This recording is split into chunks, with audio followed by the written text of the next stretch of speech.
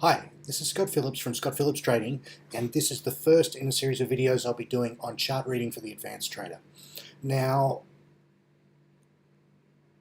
if you're like me, have you ever felt like, even though you actually know a lot about technical analysis, like you actually know how to read the charts pretty well, you know all those classical patterns, you've been doing this a long time, and you're actually pretty good, but your results are still inconsistent, and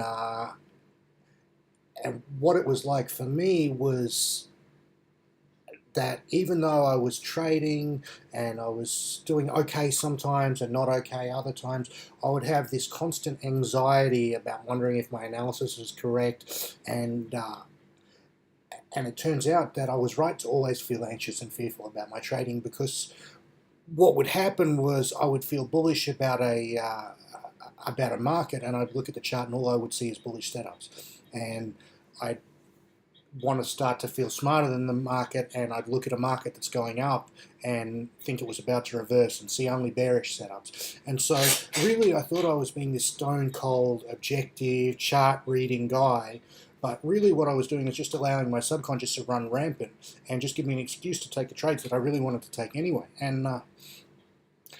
After a number of years of winning and losing and winning and losing, but not really going anywhere with this, I stopped trading and I developed systems, and I developed objective chart setups and systems that I follow religiously. And in my opinion, the best way to use technical analysis is not to predict the future. Trying to predict the future is a fool's errand. You know, as soon as you get it right once, you think you can do it again, and in my opinion, the best way to use technical analysis and the best way to use chart setups is to identify points on the chart where you have a risk-return odds in your favor, and simply treat it like you're at the casino and you're evaluating the odds of the bet that you're about to take. And if you have a 50-50 chance of a 2-to-1 payoff, that is betting odds, and you take those betting odds. And what I like to do is build systems which simplify trading down and take all the decision making and all the anxiety out of it, so that we can just see the setup, place the setup, and then do it again. And so my name is Scott Phillips. I'm a professional futures trader. I've been doing this since 2006 full-time, and I wasn't profitable until 2011. And since 2011, I've managed to compound a small account, very small account, up to a bit over $2 million. So I'm not some sort of massive hedge fund guy. I'm just a home guy working from home off my laptop.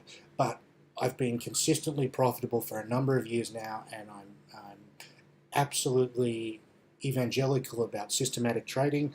And I really, really hate finding out that the people who teach trading on the internet don't actually trade. And it's my pet hate. It really upsets me that there's all these guys teaching how to do something on the internet, selling courses and this and that, and to be honest, none of them can trade.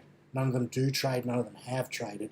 There's a whole pile of big name gurus on the internet that I don't think they're legit. And so anyway, I'm going to show you the setups. We're going to do a big series of videos, and I'm going to show you everything that I know. I'm going to show you all the setups that I use. I'm going to show you how my systems work. I'm going to show you the exact order that I view the markets. I'm going to show you my daily routine. I'm going to show you my trade spreadsheets. I'm going to show you my back tests, and I'm going to show you how my back tests match up to my actual account. And I'm going to show you my. I'm going to lift the veil, and I'm going to show you everything.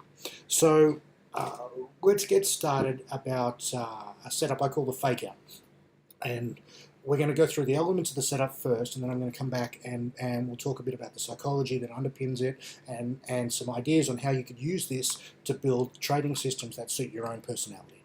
So the fake out setup, the first elements are that we need a spike low for a long setup.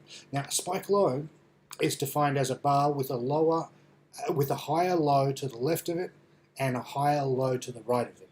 So if I look at this chart, I tried not to cherry pick too badly, but you know, this is today's Euro US dollar chart, so it's close enough.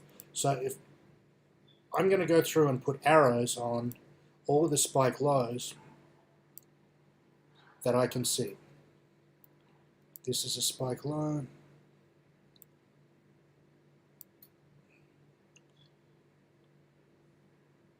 This is a spike low.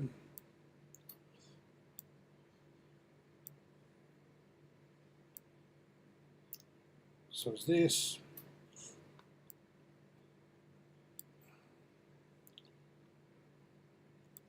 So is this.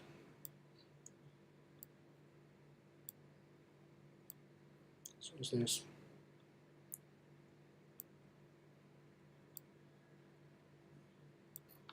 Okay, so all of these are potential setups.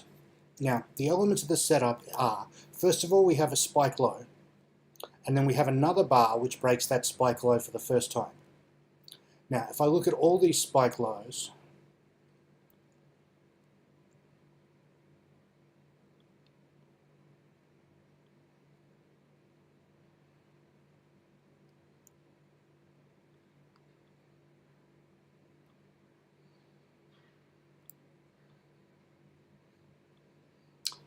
these three remaining bars are the bars which have broken spike lows for the first time. So the way we trade a fake out setup, and I'm just going to show you on this rightmost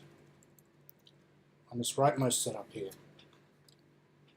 This here is the spike low. This is the bar that's broken the spike low. Our setup is now complete. Now, we don't know that the market is going to reverse and go up from there, but what we do know at this point is that it's effectively a double bottom, and double bottoms don't work out all the time, but when they do, they tend to result in good moves. So what we do is we place an order to go long right here, one tick above the bar high, and then we place the stop loss one tick below the low. So we have a defined risk and reward. So here we can see the high is 11165, and the low is 11119. We've got 47 pips of risk with a half pip above and below. So we've got 47 pips of risk, and we go long on the break of the high here with a stop loss here. And you can see here we've got roughly 1, 2, 3, 4, 5, 6 bag of win. Okay, they don't work out that well all the time, but that's the setup. So once again, let's review it, and we'll look at it on this one here. If you can see here, we've got a sneaky little spike low, and we've got the first bar to break this spike low. So we go long here with a stop loss here. And you can see that stop loss is never threatened. It goes up, it goes down, but it never hits the stop loss, and then it runs away for about a 2 bag of win. Okay, so this is the first setup that I want to show you, and it's one of about 10 setups that I'm going to show you over the next weeks or so, and let's talk about it a little bit. So what is it and why does it work? It works effectively because it's a double top. Now, why do double tops mean anything? They're in all the classical charting books. What double tops and double bottoms are about is the psychology. We've got bugs in our mental wiring where we're always referencing price to what it used to be. And if we buy a stock and the stock goes down, there's a number of people who are trying to hold until they get their money back. And this is the psychology underlying what we call support and resistance. So it's easier to understand in a selling sense that a double top is formed by people who are by the selling pressure at the old high. So the psychology is that people, when people see the highest price paid, they're happy to get out of the trade at that price, and they start selling, and it drives the price down. So we have this setup. How do we trade it? How do we use it? How do we build a system around it? So Van Tharp taught me back in the day that that you need to have a trading system. That trading system has to have an edge, and it has to fit your personality. So if for example, my trading systems are very focused on my personality, my lifestyle. I place all my orders at one specific time of day. I no longer am young enough to want to spend 12 hours a day in front of the screen. It doesn't suit my lifestyle. So for me, for my personality, I place my orders at the close of trade each day, and then I don't check them all day. But that's my personality. So it's unrealistic to expect sideways markets and trending markets and low volatility markets and high volatility markets to trade the same way, because the psychology behind them is radically different. You know, in a range traded market like we see in this left hand side of the chart, you know, what we see in a range traded market is lots of overlapping bars, lots of one day up, the next day down, one day up, the next day down. We see a lot of wicks on both sides, so a lot of failed attempts to go up and failed attempts to go down. So if we were to describe this market, we just call it a choppy mess. And the psychology and the tactics that you need to build a system around trading a choppy mess market are completely different than the psychology and the tactics that you need to put into place to trade a trending market. You know, in a trending market, things are going up, and shorts are forced to cover, and then the shorts being forced to cover drives the price up further, which attracts fresh buyers in from the sidelines, which drives the price further and further up in this ongoing positive feedback loop. And so if we were trying to build a system around this, in essence, this is a very good setup in a trending market, as long as you're trading in the direction of the trend. So here in this instance, if we zoom out a bit and we take a look at what the euro dollar's been doing for a while,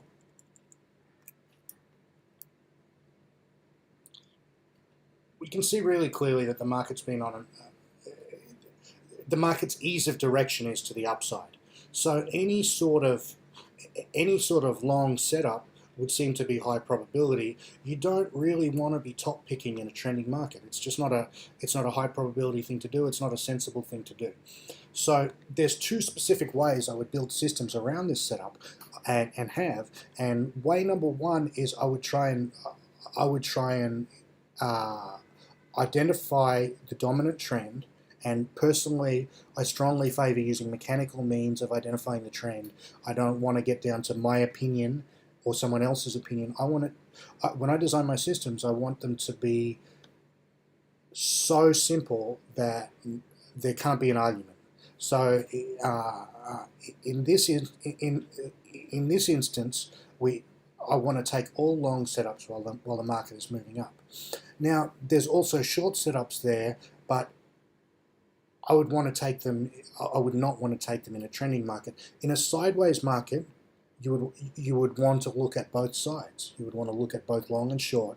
And the tactic of how you exit your winners in a sideways market is radically different than in a trending market. In a trending market, we want to have that old idea of letting your profits run and try and go for a 3 or 4 or 5 bagger win.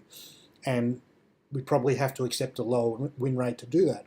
But in a sideways market, we have a much, much higher probability of a win. So our win rate can go up to 65 or even 70%, but our wins are going to be much smaller. So our wins might actually even be slightly smaller than our losses. Whereas with a trend falling setup, our wins are going to be dramatically bigger than our losses, but our win rate's not going to be so good.